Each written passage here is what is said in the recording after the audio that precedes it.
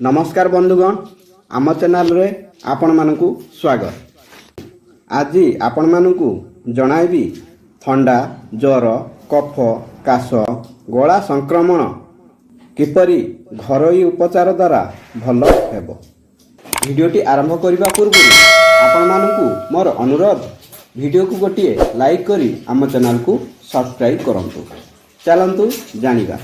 बंधुगण, वर्तमान वर्षा ऋतु आरंभ हो सारी आउ एही दिन रे थंडा, काश, ज्वर समस्या समस्त को हेबाकू लागे। पिलांक ठारू आरंभ करी बड़ माने एथिरे पीड़ित होई थांती।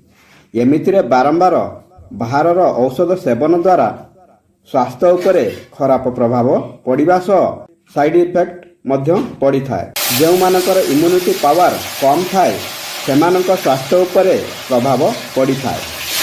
आम रोषेई घरे थिबा जिनिसर सठिक प्रयोग करिले यही सब समस्या मुक्ति पाई हेबो। आज मु आपनकु एमिति एक रेमेडी विषय रे कहिबाकू जाउछि।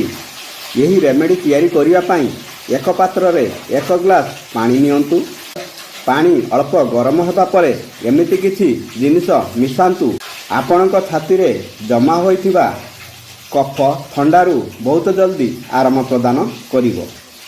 यह सह जदि गलारे कष्ट एवं काश हेउछि तेबे सेथिरु मध्य आपणकु आराम मिलिवो। 10 रु 12टी गोलमरीच को हालुका छेची पानी रे पकांतु, जहा गला पाई बहुत भल रेमेडी अटे।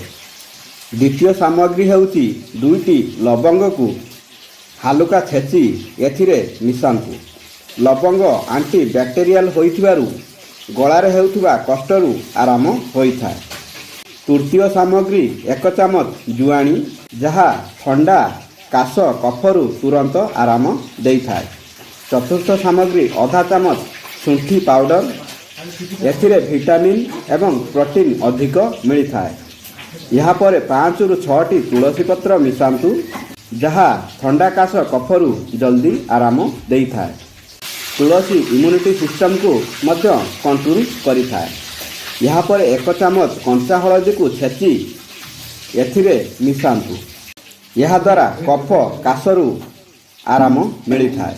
यहाँ पर आधा चामच गुड़ मिसांतु, जहा थंडा जनित समस्या पाई लाभदायक एवं गरम होइथाय। यार प्रयोग करिबा द्वारा थंडा, काश, ज्वर भली समस्या केबे भी हेबो नाही।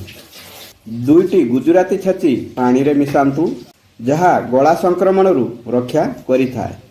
यही काढ़ा को सेते जाए फुटांतु जेबे जाए पानी अधा न होइछि। यार प्रयोग करिबा द्वारा थंडा, काश, ज्वर भली समस्या केबे भी हेबो नाही। पानी फुटिबा परे याकू एक पात्र को छाणी नियंतु। जदि एही काढ़ा बड़ लोक मानकु देउछंती तेबे दिनकू 3 थर 2 चामच एवं छोट पिलांकु दिनकू 2 थर देई परिबे। यह बहुत अधिक इफेक्टिव रेमेडी अटे। बंधुगण, एही परी वीडियो देखिबा पई आम चैनल को सब्सक्राइब करंतु।